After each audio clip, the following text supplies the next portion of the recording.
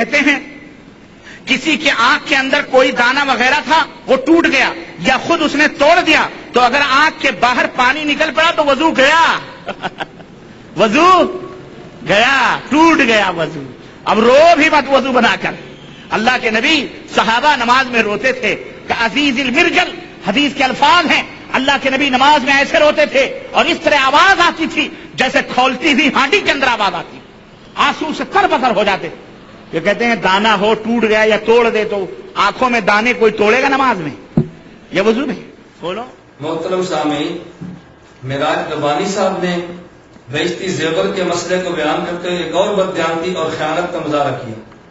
حکیم الامت حضرت تھانوی رحمۃ اللہ علیہ نے بیشتی زیور صفحہ 50 پر جو مسئلہ درج کیا وہ یہ ہے، کسی کی آنکھ کے اندر کوئی دانہ وغیرہ تھا، وہ ٹوٹ گیا یا خود اس نے توڑ دیا اور اس کا پانی بہ کر آنکھ میں تو پھیل گیا لیکن آنکھ کے باہر نہیں نکلا تو اس کا وضو نہیں ٹوٹا، اور اگر آنکھ کے باہر پانی نکل پڑا تو وضو ٹوٹ گیا۔ حضرت حکیم الامت تھانوی رحمہ اللہ نے مسئلہ کون سا بیان کیا اور معراج ربانی نے اس پر فضول تبصرہ بھی کیا اور ساتھ ہی احمقانہ بات بھی کہہ دی۔ اگر میں اس پہ تبصرہ کروں گا تو مشکل میں پڑ جائیں گے۔ میں کہتا ہوں مشکل میں حضرت تھانوی پڑھیں گے یا توڑو گے؟ حضرت تھانوی نے مسئلہ ٹھیک لکھا، اس پر غلط تبصرہ کرنے سے غلط قسم کا مبصر مشکلات کے اندر پڑتا ہے۔ حکیم الامت تھانوی رحمۃ اللہ علیہ کسی مشکل کے اندر نہیں پڑے، ورنہ حکیم الامت تھانوی رحمہ اللہ کو ماننے والے علماء دیوبند کسی مشکل کے اندر پڑے ہیں۔ حضرت تھانوی نے مسئلہ الگ لکھا اور جناب نے مسئلہ غلط اور الگ بیان کیا۔ دلیل کے طور پر کیا بات پیش کی؟ نبی کریم صلی اللہ علیہ وسلم نماز پڑھتے، نماز میں رو پڑتے، پیغمبر صلی اللہ علیہ وسلم کی مبارک آنکھوں سے آنسو بہہ پڑتے تو کیا ان کا وضو ٹوٹ جاتا؟ کس قدر جہالت اور بددیانت اور خیانت کی بات ہے۔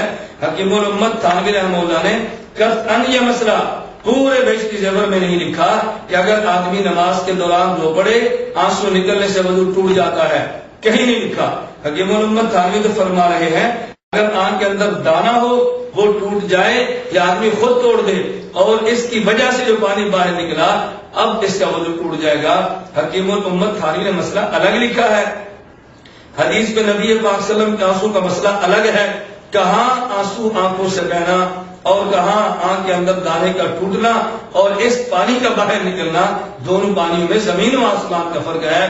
یہ خیانت اور یہ بددیانتی تمہیں ہی مبارک ہو۔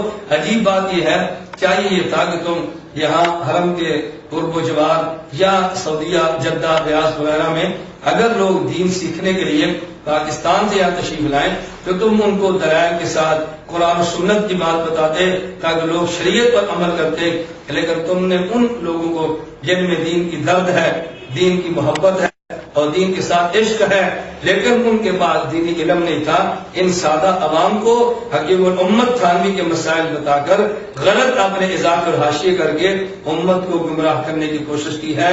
معراج ربانی صاحب، میں تمہیں اب بھی مشورہ دیتا ہوں اپنی اس روش اللہ کے لیے باز آ جاؤ، خدا کی اس خیانت کو چھوڑ دو، ورنہ تمہارا گمراہ ہونے کا اور اس امت کے گمراہ ہونے کا، ان کو گمراہ کرو گے، گمراہ کرنے اور گمراہ ہونے کا وبال تمہاری گردن پر ہوگا۔ اتنا بڑا گمراہی کا وبال تم قیامت کے دن شاید نہ اٹھا سکو۔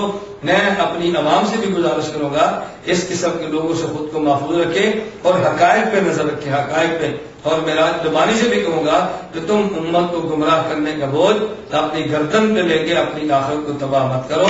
اللہ پاک تمہیں بات سمجھنے کی توفیق عطا فرمائے۔ کلام مجید جزدان یا